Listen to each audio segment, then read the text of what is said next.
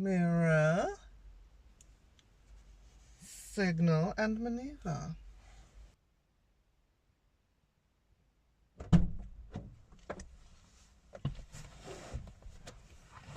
Hello, my name is Jocelyn, and for this video, I'll be driving a car.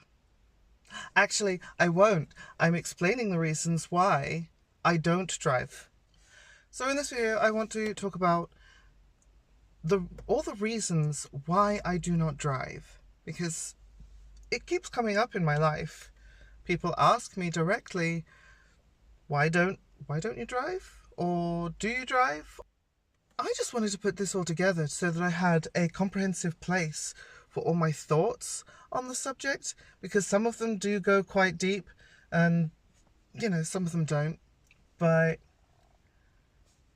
I was a little bit inspired by this clip that I found. Your car, even, I don't know, do you have a car because you're young? No, I don't have a car. Oh, fucking young people. I can't even drive. Well, you can't drive? Fucking hell, what's wrong with you people? I grew up on the Welsh borders. I would have chosen to actually sever my own genitals rather than not have a car, okay? And actually, to be honest, not having a car would have had a worse effect on my social and sex life than severing my genitals. You young people, you're all so fucking metropolitan. Oh, no, I'll just get an Uber. No, learn to fucking drive. Grow up. I don't understand this. I mean, you young people, you don't really want a car. Where am I gonna put a car? Of course you want a fucking car. Where am I gonna put a car? Have you tried driving in London? No, driving in London is much fun. How old are you now? You've been living in suburbia. I'm 25. You're 25? I'm 25. Okay, fair enough. You can stay in London. You don't need to have a car. So that was from Alex O'Connor's own channel when he was interviewing someone called Rory Sutherland. I've never heard of this person before, and I'm pretty sure I wouldn't like to, because based on what he said in that clip, it was very patronizing. And I mean, I can be opinionated sometimes, but that was downright pig-headed, what he said. It's not that this is a direct response to that, because this is something that I've been thinking of for a while, of putting into video format. This looks quite nice on me, actually. Fucking no idea what to do. On my first attempt at coming into the driver's seat, I actually bashed my knee on the steering wheel. Here's the disclaimer. Please understand that this video is meant to not to cast judgment on anybody who does drive. And of course I acknowledge that there are many valid reasons to drive. I'm just giving my reasons as to why I don't. And the reasons for driving, generally speaking, most of those don't apply to me. And some of these reasons that I give for not driving might apply to you. I just want you to think about it. I mean, definitely not all of them will apply, and that is, again, fine and valid. But I do want to encourage you to think more about maybe making fewer car journeys if there are benefits to doing so. But I don't expect anyone to quit driving after watching this. So, a rather sort of major reason for me that was drilled into me sort of from a very sort of early age, is made apparent to me, is that we only have one planet Earth and we need to preserve it, and cars cause pollution. Not to shock anyone here with this magical revelation or anything, but of course everyone creates a carbon footprint. By not driving, I am keeping mine as low as I can. For some people, I understand that that is impractical. But for me, that is a very sort of pressing reason. Again, I'm not explicitly anti-car or anything, but this is one of the ways that I can do in order to keep my carbon footprint down. I also believe that there are way too many cars in the world, and way too many unnecessary journeys being made in cars. where car sharing or public transport or simply walking or cycling are just as good alternatives. And in this area, buses are quite cheap. Trains are not, but we'll get to that. Of course, cars mostly still use fossil fuel, oil reserves deplete, CO2 is emitted. This hurts the environment. It hurts plants and animals and people and the planet. And yes, I am aware that EVs now exist, and I'm all for that. That's great, especially for cleaner air situation, because breathing is a thing that we all need to do. And I'm especially acutely aware of this right now because I had a cold last week and I'm still not fully recovered from it. But not just that, it's also the raw materials used to manufacture cars and run cars. And cars are not biodegradable once they've been, used to their maximum capacity.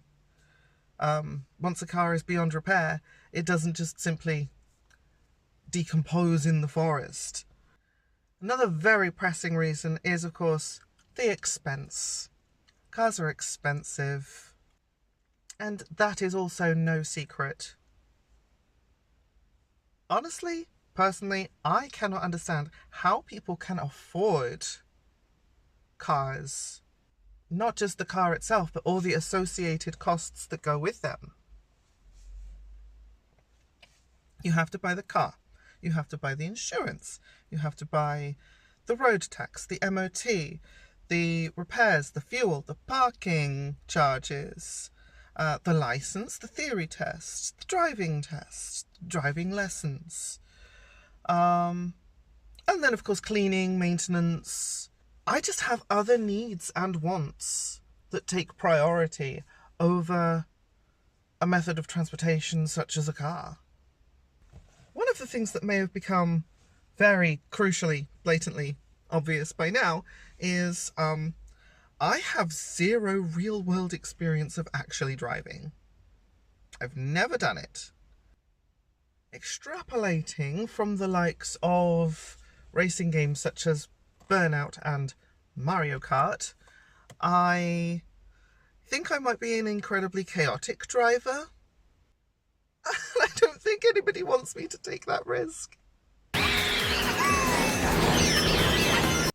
Driving is, at least in part, about responding to events with split-second decision-making.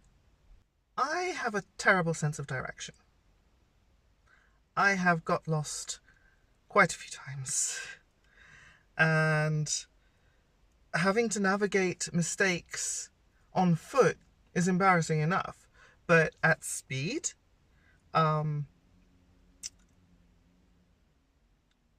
is asking me to rectify mistakes like that is asking too much. Another smaller point of mine regards emergency vehicles. Now, I hate sirens. I hate having to sort of deal with emergency vehicles going past my flat, let alone, on a road.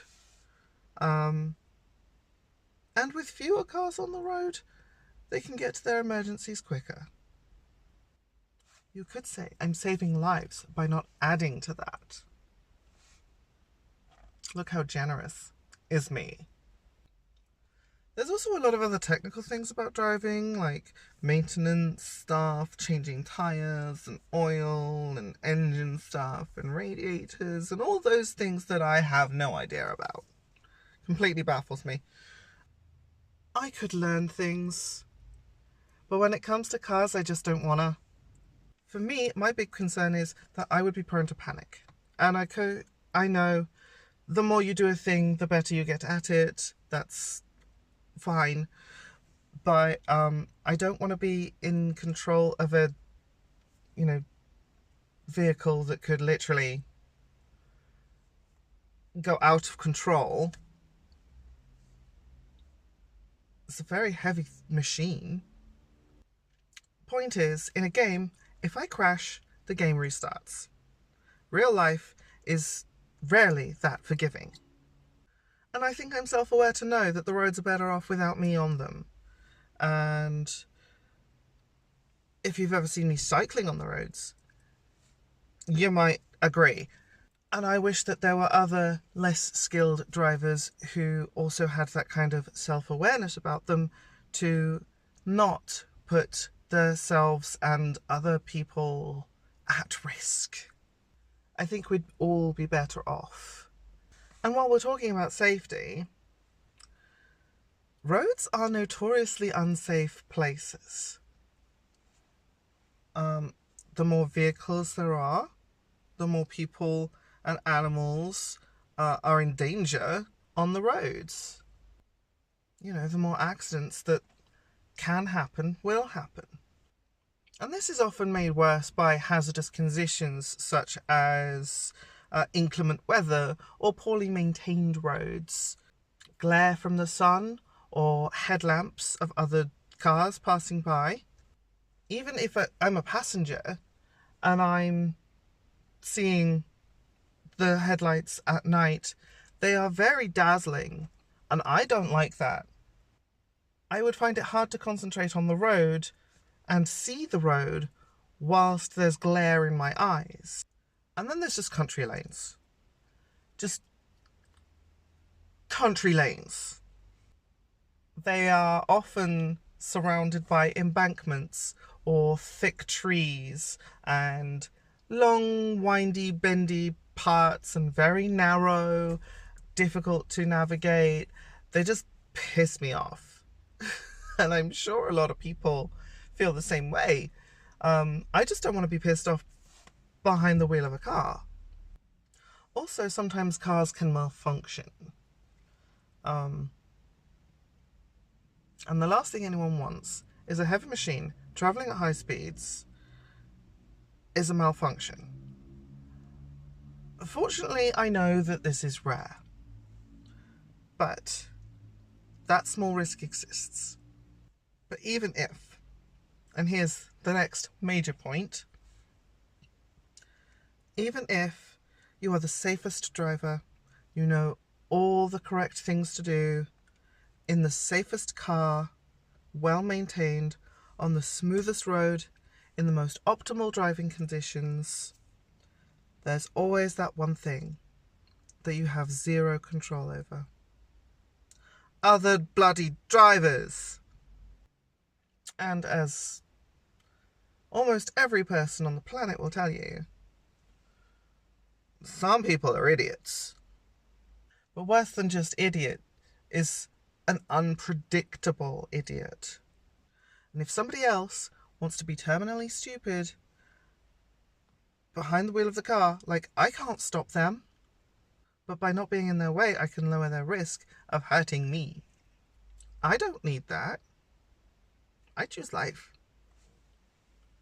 Okay, that might be a bit hyperbolic. Again, accidents and things, comparatively rare. But rare doesn't mean never. And this brings me to another more personal point. I was actually involved in a road collision a few years ago. I was very, very lucky not to be injured. A little bit of whiplash, but that's about it. But now I also live with a very specific kind of PTSD, focused on large vehicles. And it's not like I was a big fan of large vehicles anyway, but now anything bigger than a van, so much as passing on the street while I'm walking, can panic me. And again, panic is definitely not something you want someone to go through behind the wheel operating a vehicle. I also have past trauma connected to travel sickness as a child, which, go back far enough on this channel and you will see a video all about that. I was forced into several long journeys by both car and coach. something about the smell of the fuel, the upholstery, the heat, how much I'd eaten earlier that day, the motions. Even today, longer journeys can still set me off.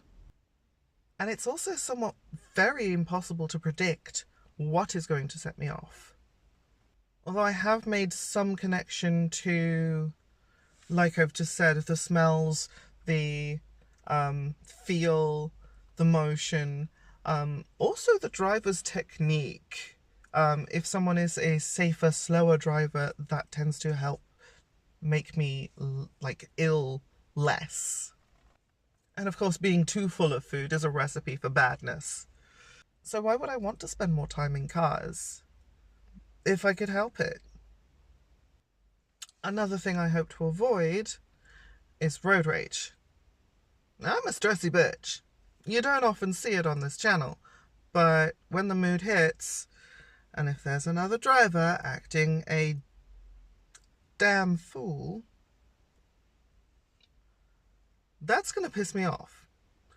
And again, getting worked up over Mario Kart is one thing that's still somewhat acceptable because I'm not in any real danger. And nor is anybody else. But real life is not.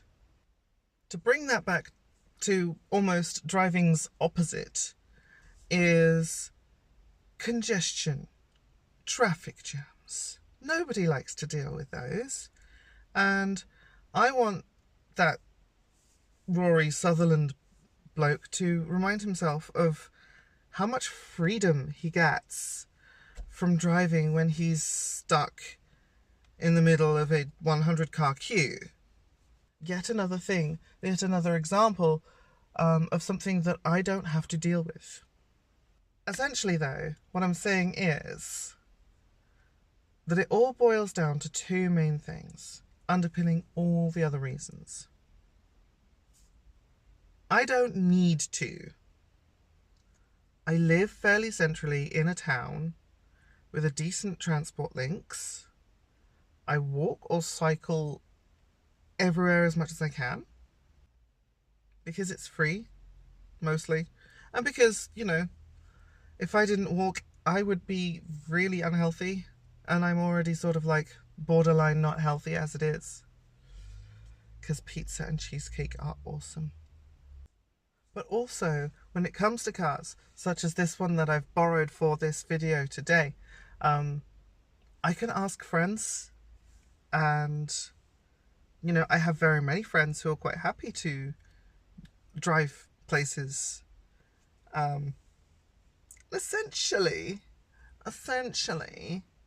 that's just getting more efficiency out of one journey, transporting two people rather than just one. And of course, the other reason is I don't want to. I don't have any interest, absolutely none, in learning to drive or owning a car or, doing the actual driving itself. And again, I'm not saying this to say that all people should stop driving. I'm saying this because I don't think I have confidence in myself if I were to be a driver. Whereas other people have that confidence, and I applaud and admire that. I'm not going to say that that's a terrible thing. That is just not something that I could feel comfortable with. And of course, the fact that I can't drive also means that on nights out, I can't ever be Des. So yay for me. Anyway, thank you for watching this video. I'm sure it will be highly contested and controversial in the comments as per usual. If you are a driver, of course, let me know if any of these reasons did apply to you. And if you are not, also let me know if these reasons apply to you, if there's anything else that you thought of. But I think I've covered everything why why it's never been so much of an issue that I've needed to, and why it benefits me not to because I just never wanted to. So I will see you all next time. Hopefully it won't be as long in between videos. But like I said, I was ill for a while, so there was that. And non-binary is valid. In a car or not in a car. God damn it. Bye. Oh, almost. I could not read that word for about a minute. Oops. Right. One of the things that may have become very blatantly... I'll start that again.